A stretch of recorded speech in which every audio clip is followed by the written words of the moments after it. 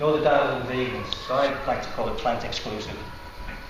So that's my little being on it. It's all about plant exclusivity for me, not plant-based. I mean, Atkins diet, paleo diet, there's loads of diets that can call themselves plant-based.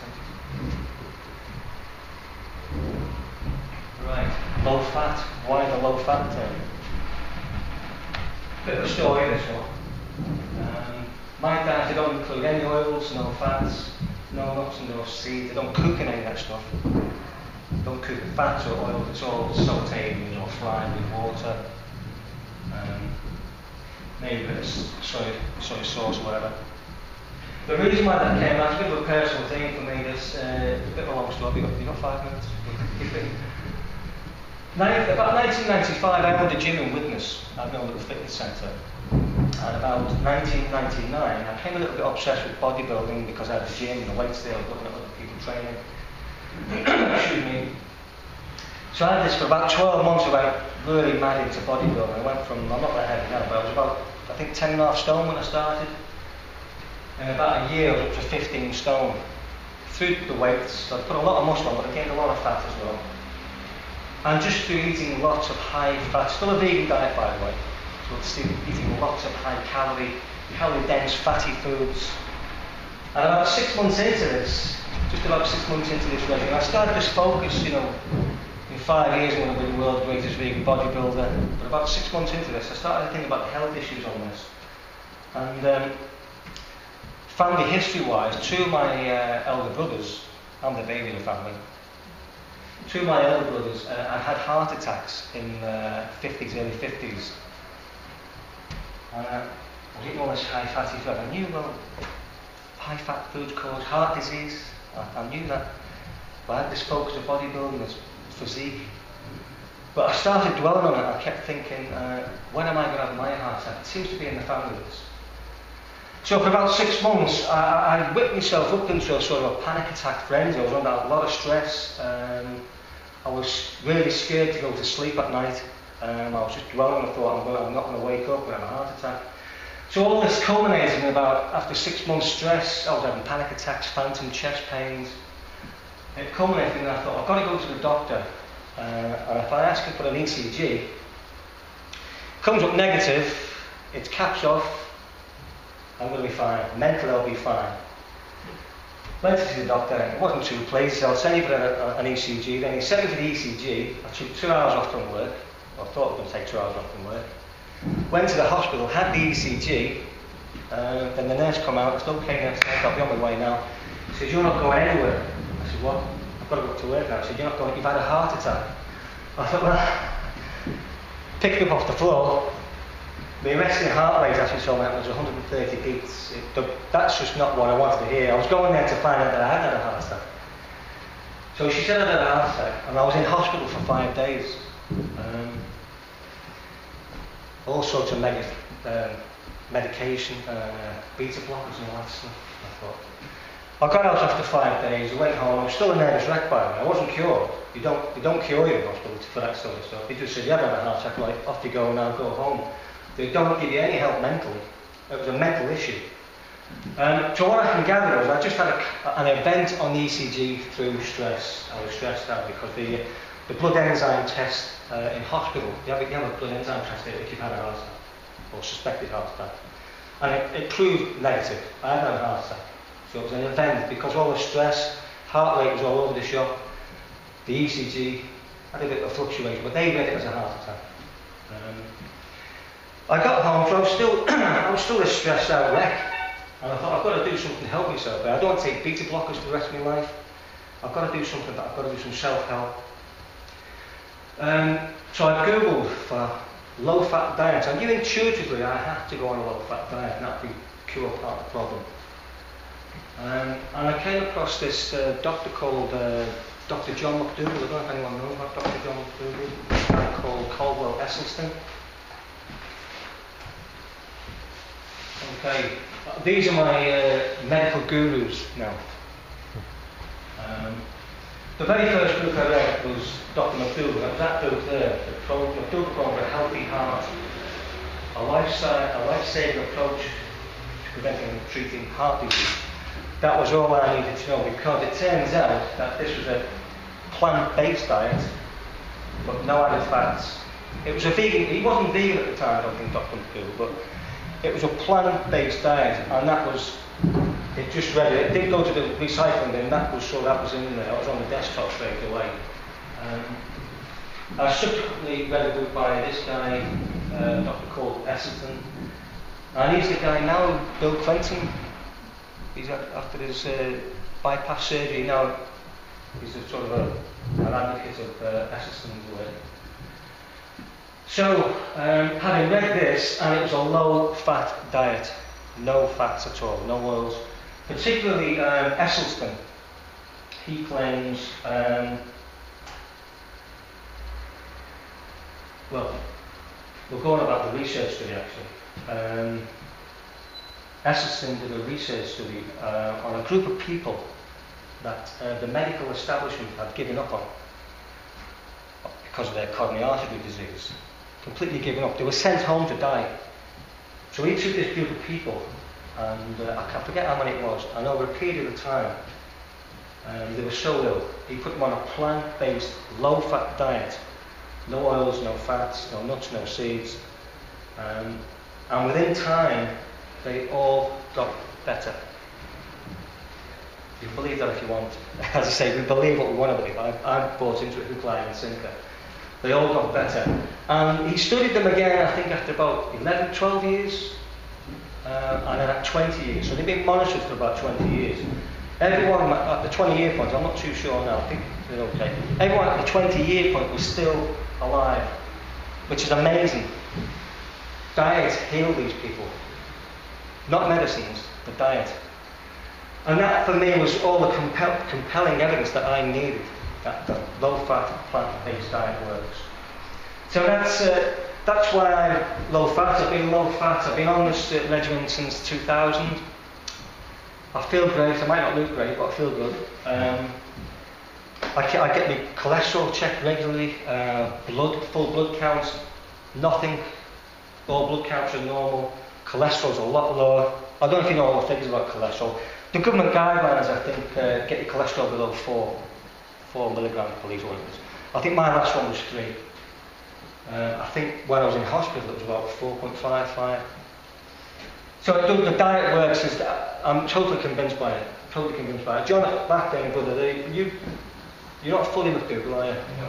But whenever he gets his cholesterol done on the book, it's always lower. It definitely works. Esselstyn, a comparison. He compared coronary artery disease to a house on fire. And we pour petrol on the flames. The very foods that have caused coronary artery disease, we still eat. So we still pour petrol on the flames. If we stop the flame, stop pouring the petrol on, the coronary artery disease goes away. It heals. So that's why low fat, that's why plant exclusive. I don't know whether I've convinced you, but I buy into all that. I've been buying into that since 2000. I don't think I'll ever change my diet from a low fat vegan diet. I've no reason to. And just to summarise what Dr. Esselstyn says, don't eat anything with another place. Well, we're vegan, that's okay. That's a thumbs up. No dairy products, vegan again, thumbs up. No oil of any kind, and he always stresses not a drop. It's a contentious issue, this fat thing, because you need fats for your fat-soluble vitamins, we need fats for this, we need fat for that. Absolutely, and I feel good on it. As I said, I've never cooked with oil or used any fats of any kind since 2000, so it's the way forward for me. But I do realise there's arguments for and against. Someone might walk in here and give compelling evidence against it. But we believe what we want to believe, don't we? So, what are we left with? What foods can we eat? 4 main food groups I eat from on this. It's basically, if you're a vegan, you'll be eating all this stuff anyway. And it looks great, doesn't it? Not look like that. Vegetables, legumes, beans, pulses. All grains and grain derivatives, so bread, pasta, but as long as they've not got added fats or oils or dairy produce or anything. And there's plenty of places you get whole grain stuff from various whole food shop. You can get fat-free stuff. Pita breads, if you like bread, you don't want to give up bread. Pita breads are usually not got fat in it, some of them. And fruits. So that's the 4 main food groups that I eat from. Again, but no fats or oils.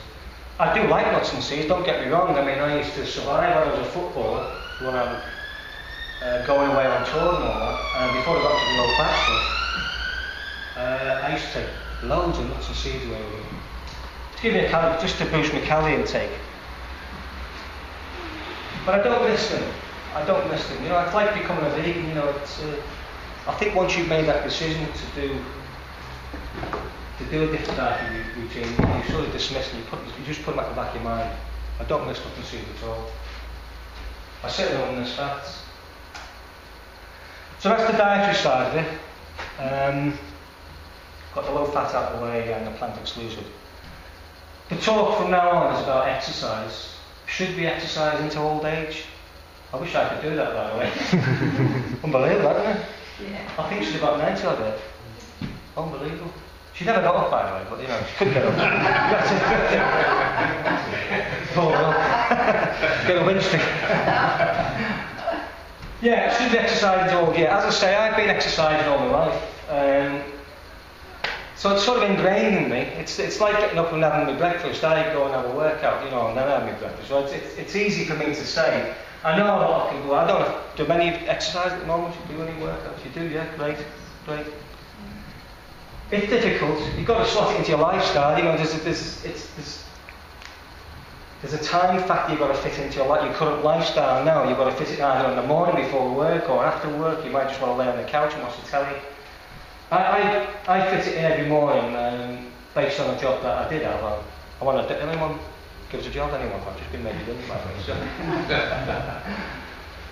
Yeah. So I mean, I get up most days at 4 o'clock, and I'm at the gym at 5:30. So there's an impact on your lifestyle somewhere if you want to exercise. It's not. I don't get up out of bed and go, "Oh, fantastic! Here we go again." But it's just the lifestyle I want to do. So, should we exercise? I really think we should. Hopefully, some of the evidence or research will tell you that we should. The health benefits of exercise. Well, clearly it's good for your heart and your lungs. Improved lung function, heart function. Your blood profile, the cardiac output, so the amount of blood you pump per minute by the heart, that improves, which means you get more oxygen to your cells. It helps to lower cholesterol, it can lower your blood pressure. Lots of benefit from the heart and lung point of view. Stamina and strength improves if you do resistance training or just aerobic work. You start to feel great. Weight management, so exercise burns calories. Perfect for weight management. It can help, maybe not prevent, but help for any existing symptoms you've got, heart disease, blood pressure, diabetes. So it can help manage or control those. By the way, if you go on the low-fat vegan diet, you won't get any of that anyway. So you can forget all that bit. We can cut that bit out. We don't need pills when we're on this diet. And I'm not joking, by the way. By the way, if I just go back to McDougall and Esselstyn, McDougall always says, if you look at any of his videos on YouTube, he said, "I'm the luckiest doctor in the world. My patients get better." And it's right, you know, without pills. They come off all the pills, all the medication. And it's all food. Food is your medicine, isn't it? It'll be your poison as well. It's all the same, isn't it? Exercise into old age, yeah, you can help you to live longer. Quality of life improves. And you feel good, the feel good factor can boost your mood. Self-esteem improves. You're slimmer, you may be more defined, you start to feel better about yourself. Now, just in case you were thinking, "Oh, I can't be bothered. I just want to lie in bed all day, I'll be a couch potato." Well, my so-and-so who's 90 odd, never exercised life, but they didn't. Well, you know, it's about quality of life as well. If he'd have exercised, he may have lived to 100, I don't know.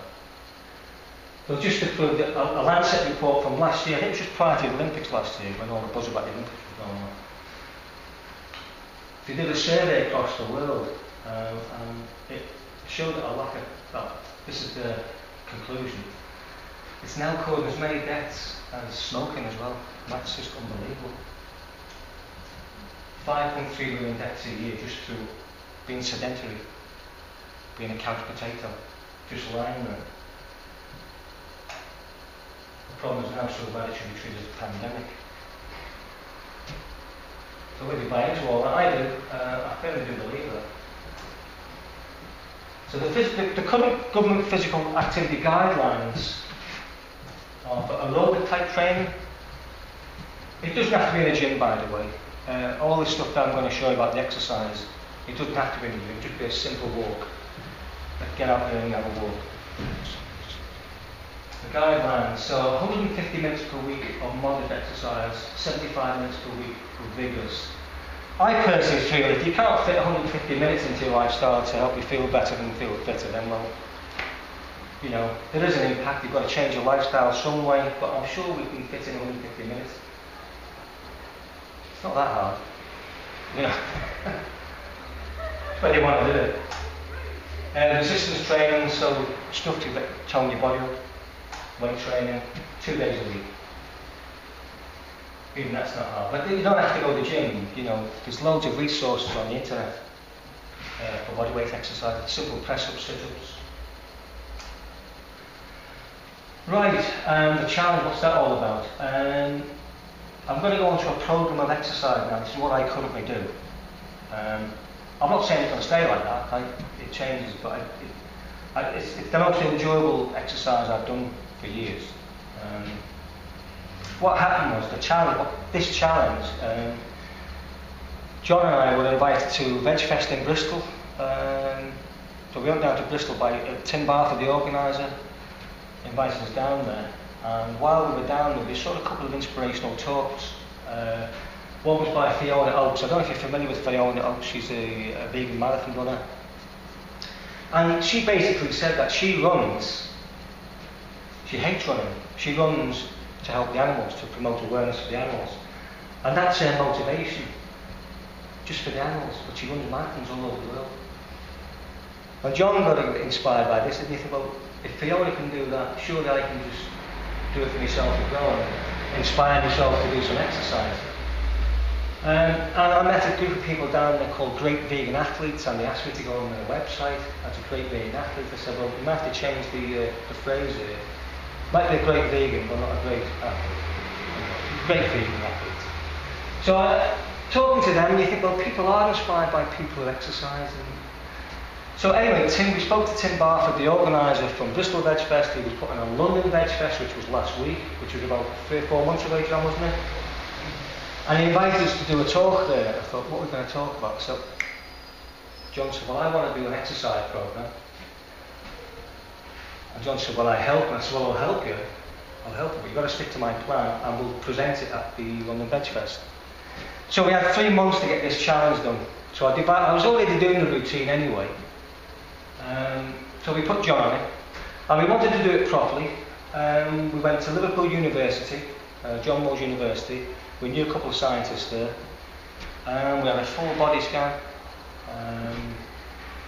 and a bike test. So we thought we'll get monitored before the exercise routine, and 3 months later we'll have the follow-up test, just to see if we had any encouraging results.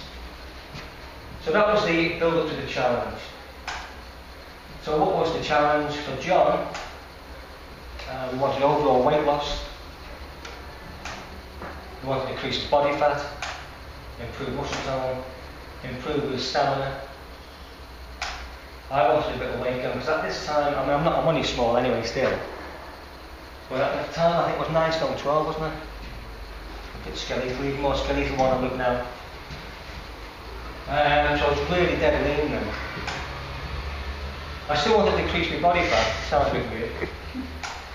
But I wanted to increase muscle. And get a little bit fit. I was in good nick anyway, but so the comparisons there. So the challenge program. I don't want to get too techie on all this. We'll just try and, I'm a little bit pushed for time as well, so we'll try and do it.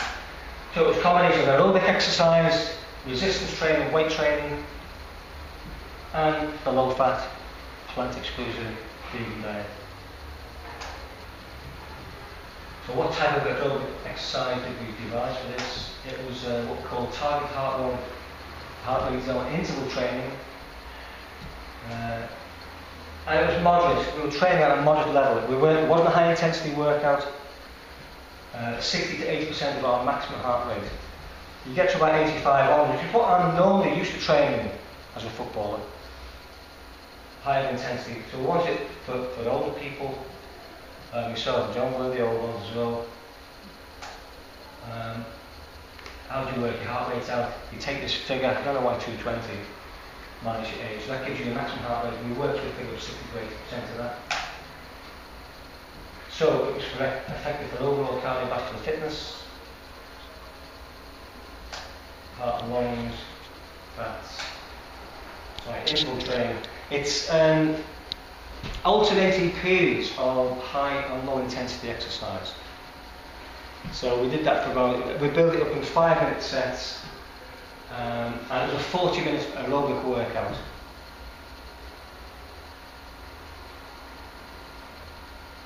I won't bore you with all this, so we'll get pushed for time. It does the afterburn. If you want what the afterburn is, you're burning calories as you're working out anyway. Because of this pumping action of the interval training, it helps to burn calories after the exercise when you're resting as well. So you get a little benefit of calorie burn. Call the afterburn.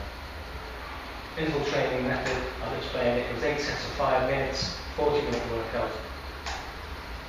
Resistance training. Now we have the option of doing just body weight exercise in the house. As I said, there's loads of resources on the internet, YouTube, if you want to have a look at stuff like that. Resistance tubing and bands that stretch and show your muscles. Free weights at a home or a gym. All weights machines at a gym. We chose to join one of the gyms. John was in Liverpool, I'm in Widnes.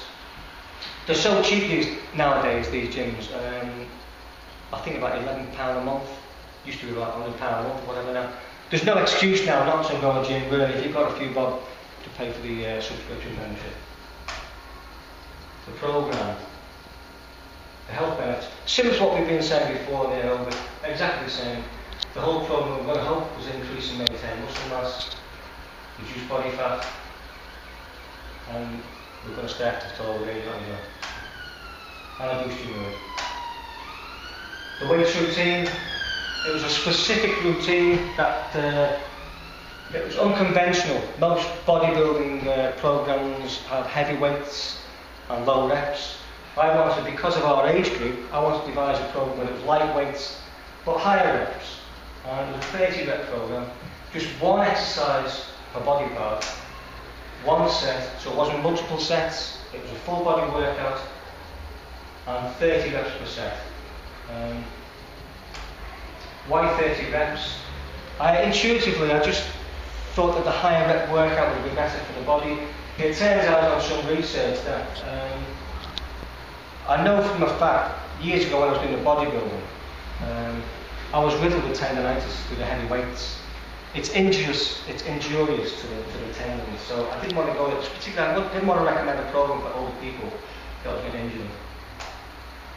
Light weights more suitable for over 50 for beginners. Are 30 reps effective? Having done it, I know they are. Increase the blood volume, enhance capillary density. I haven't made all this up, by the way. This is what the research is saying. And can help to increase the diameter of the blood vessels, stimulates the formation of new blood vessels. This is all stuff I discovered. I didn't know this. Muscle fibre activation is as good as heavy weights. Okay, what this means is that if you've got a weight that you're going to lift on a bench press for 1 rep, heavy weight just for 1, it activates a lot of muscle fibres. If you go lighter, you don't activate as many muscle fibres, but as the reps get longer, the initial muscle fibres fail and then more fibres are recruited. So by the end of that long the high rep set, you've actually activated all muscle fibre. So it's the same result as the heavy weight for 1 rep. I've never heard about myostatin. We'll get off all this techie stuff in a minute, but this myostatin is a protein produced in the muscle that inhibits muscle growth. It turns out that by doing light weight high reps, you get a lower level of myostatin in your muscles. So it turns out that it's a beneficial, it inhibits the muscle inhibitor. Okay, the 3-month fitness challenge results. We'll spend about 5 minutes now on the actual results that we got from the programme, myself and John. The tests, as I said, the body composition scan, which meant body fat percentage, lean muscle, bone density, a fitness test. We won't go into the technicality of all that on the bike. So we're wired up to a computer, monitoring our oxygen intake and monoxide outtake. Conducted at Little John Moores University. John results, he ran on a 4-day programme. So at the beginning of the programme, at 10 minutes, John's VO2 peak, a bit techy this stuff, it's the amount of oxygen that you intake and where you plateau. At 10 minutes it was 22.3. At the end of the 3 months, he got it up to 32.2 and could actually exercise longer. So his increase in exhaustion time was 4 minutes after the 3-month programme. And his increase in VO2 was 9.9. So he started off with poor fitness. After 3 months it was above average. His heart rate went from 158 at 10 minutes, and at the 10-minute point this time, after the workout, we'd actually lowered his heart rate. So there was a clear adaptation and decrease in heart rate. And the peak at 14 minutes was what he had at the 10-minute point. We also, while we were on the bike, we were wired up on the computer, we also had a scale that we were looking at. And it's just a subjective rating of how you feel at the time, the exertion that you're putting in. And it goes from 1 to you can't feel anything at all, to 20 where it's very, very hard. 12 is about the level that we were aiming at. John's rating at 10 minutes the first time before was 20, so he was knackered. And at 10 minutes this time, he got a rating of 14. And at 14 minutes, he went on to 14, he got a 19 rating. So significant improvement there. And the main thing for John, this is the last little bit for John, the main thing is that we found out he's lost 5 kilos in weight, of which 3 kilos was fat weight. So we had a 2% decrease in body fat and a total 16% total fat weight lost. So the program worked for John. And what we're saying is that it doesn't have to be this program, but it just shows that even into old age, you know, a man now John at 50, maybe 60, even into old age, it can have its benefits. It does have its benefits.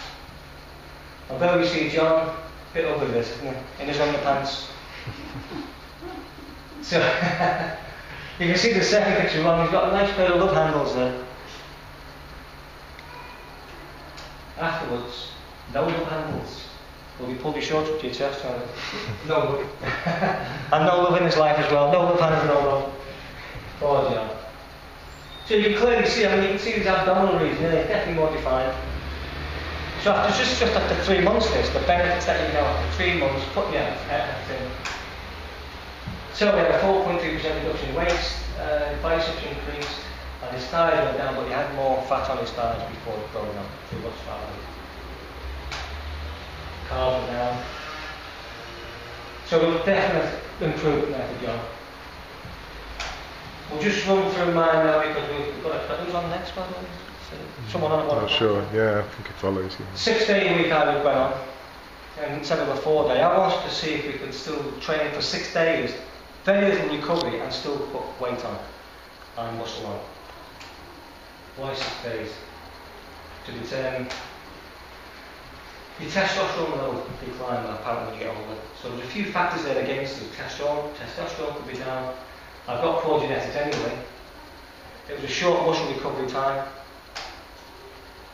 I don't know whether that was a negative or not, but we'll put that in the mix. And it's high weight training that not many people do anyway. Very little improvement on mine. There was an improvement, so at 40 minutes it was 14.8, 40.8, and a slight improvement there. I was already in a good nick. And I moved up to the excellent range. Heart rate was 143 at 14, 138 at 14 this time after the 3 months. RP was the subjective rating, 18 at 14, 16 at 14, so it was significant improvement as well there. Now here's the big thing. Now, the whole point of me was to put weight on, but put muscle weight on as well. This was the most surprising thing the whole result, wasn't it, John? I mean, John did great. I'd actually gained 7 kilos of weight. 6.7 of that was muscle. That's like, it's just unknown, really. For this sort of program, and for a vegan and an old man, it's unknown. A bodybuilder, an advanced bodybuilder would probably think 7 pounds of muscle gain in 12 months is a good gain. 7 pounds is what, 3.5 kilos, 3 kilos in 12 months is a good gain. I put 6.7 kilos of muscle on in 3 months. The scientists were blown away. They want to do a case study on me and Johnny now because and you're vegan, high rep weight training, it doesn't stack up always, but it worked. We worked hard. It was hard for 3 months. I'm not saying anyone who has an exercise or wants to start, you don't have to work at this level. As I say, walking will do the job. And some simple press-ups, sit-ups. So, this blew everyone's mind. But there it is, the skinny lad there, the old footballer, with his bandy legs. New pair of undies there from Marks and Spencer as well. So that's how I looked before. A little bit more, because I was dead skinny anyway, it doesn't look that impactful, but the actual body scan showed 6.7 of muscle there. So, again, increase in the biceps, thigh increase, calf increase. This was the added bonus. We didn't go in for our bone density, did we, John? We had the bone density measured anyways. The scientist said, where do you get your calcium from? Because both bone density results were above average for our age. And he said, are you vegan? Because they were expecting, they thought we were going to be living with osteoporosis. So, yeah, vegan, where do you get calcium from? I said, well, from leaves, kale, spinach. We get it from green leaves, our diet, not from animals. We need animal foods for calcium. Again, they want to do a study on that because it was something they were unexpected to. They didn't want to know about it, to be honest, but they want to follow up, don't they, John? It just blew their mind again. So we feel we've got a perfect program. Not really a perfect program, but we'll call it a perfect program. But it does work. It does work. We've just proved that's not a load of crap. That was actually university results. Our snazzy little type, what we've got for the type for it. Well, I'm going to call it perfect. It is the perfect program. Why perfect? Let's go back. It's plant exclusive, aerobic resistance. So we're trying to get things out there. I've actually, we were at the London Veg Fest last week. We bumped into a girl called Brenda Carey. She's the editor-in-chief of a magazine in America called Vegan Health and Fitness. And they're just launching over here in December through W.H. Smith's. Great magazine. She wants to feature the workouts in their magazine. So it could be going to America. This is exclusive to you lot, and it's going to America. Yeah, so hopefully she's going to get some of the vegan bodybuilders over there, maybe to try and do it, see if we get similar results over there. So we're quite excited by that. So, should we exercise at all? Yes, I think the conclusion is yes, we should. It's down to you. I really, not, as I say, not particularly that program. Just to get started, let's do some walking. nothing better. And I get a buzz. I don't drink anymore, by the way. I've not had a drink. I've been not had a drink since 2000 as well. So as well, I've got to go back. I have no alcohol as well. I get a buzz going walking in the trees. I do get an endorphin rush. It's as good as getting drunk for me, man. Smelling the flowers. It's fantastic. Let's get out there and walk. At least walk. If you want to do a program like that, I'm going to put it on the website. It's not up yet. We'll put it on, but it doesn't have to be that. Just get yourself out there and moving. Body moves. Let's look good in our lives. And particularly as vegan, let's try and set an example as well. You know, the people got this perception of people vegans. So for inspiration, and we're finished now nearly, by the way, just a couple of minutes on inspiration. Hopefully we've inspired you, or I've inspired you to think about doing some exercise.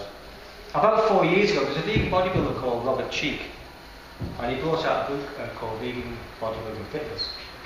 And there's over a few paragraphs at the end of this book, there's a few sentences there that really inspired me and John. We started a website then after this, because we've got to do something for the planet or whatever. So it's still there now actually. We're going to incorporate it into my website. It's called A Peaceful Planet. And it's about creating peace on the planet, veganism, non-violence, compassion. So on the strength of me reading this stuff, made us want to do this. And to do something outstanding and exceptional that has Pete made it to you, and that's something that will bring about happiness and fulfillment in your life.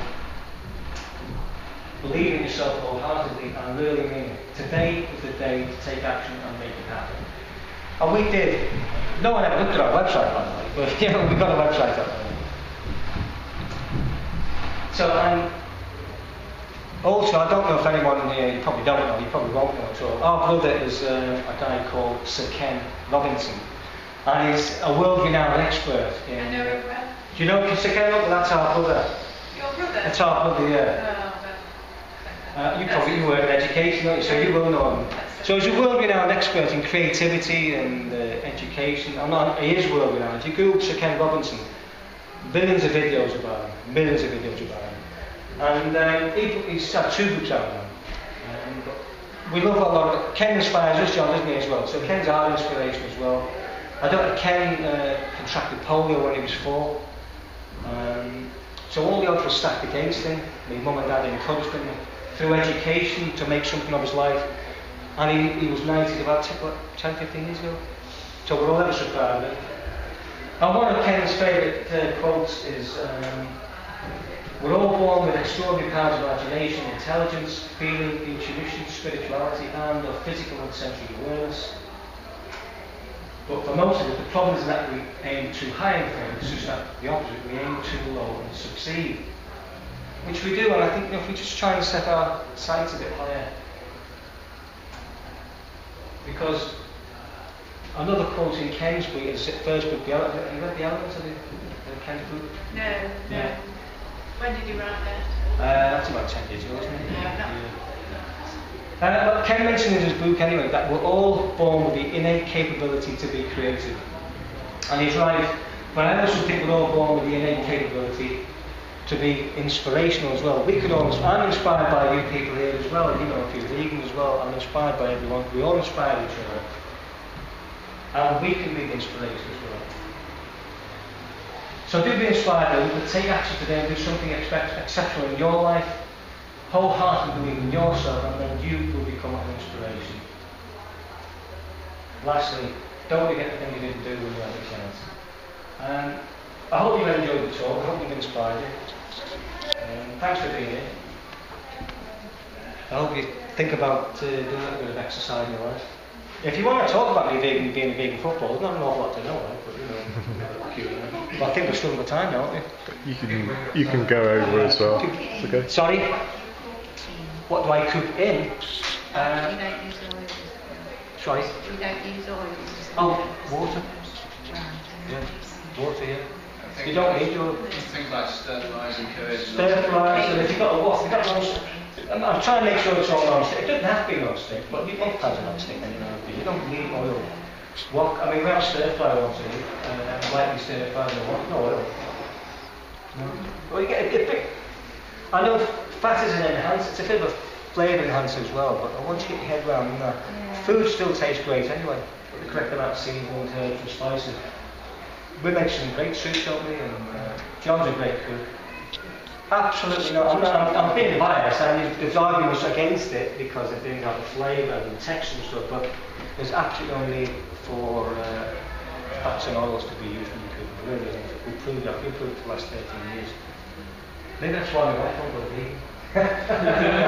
I've just thought that. Yeah, no, but there's no need for it, honestly. But I understand it's contentious.